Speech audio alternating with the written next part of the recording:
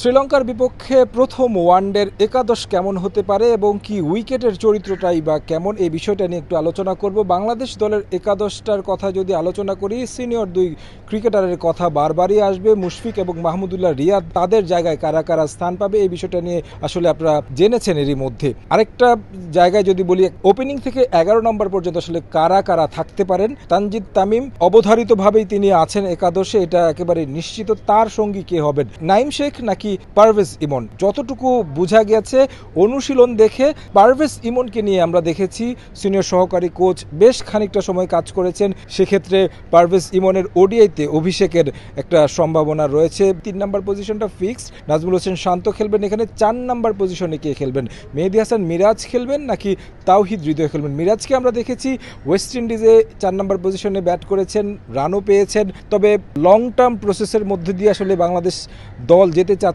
যার শুরুটা এখান থেকে করতে চাচ্ছে নতুন অধিনায়ক, পাশাপাশি 2027 বিশ্বকাপ রয়েছে।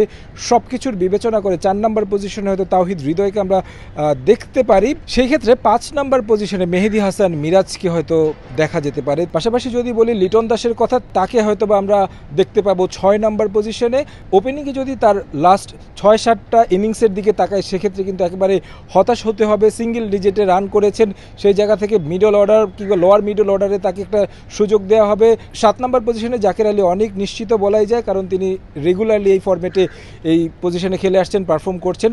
8 নম্বরে রিশাদের থাকার কথা, কারণ একমাত্র লেগ স্পিনার বাংলাদেশ দলে আছেন এই রিশাদ হোসেন। 3 পেসারের মধ্যে মুস্তাফিজ তাসকিন অবধারিতভাবেই আছেন। তানজিম সাকিবের কথা বলতে হয়, তার ভালো অভিজ্ঞতা রয়েছে শ্রীলঙ্কার মাটিতে। এশিয়া কাপে তিনি অভিষেক যখন হয়েছিল ভালো করেছেন। এরকম একটা একাদশ হওয়ার সম্ভাবনা রয়েছে বাংলাদেশ দলের। যদি সাকিবকে না নেয়, সেক্ষেত্রে হাসান মাহমুদ হয়তো একাদশে শেষ পর্যন্ত ইনক্লুশন হতে পারে।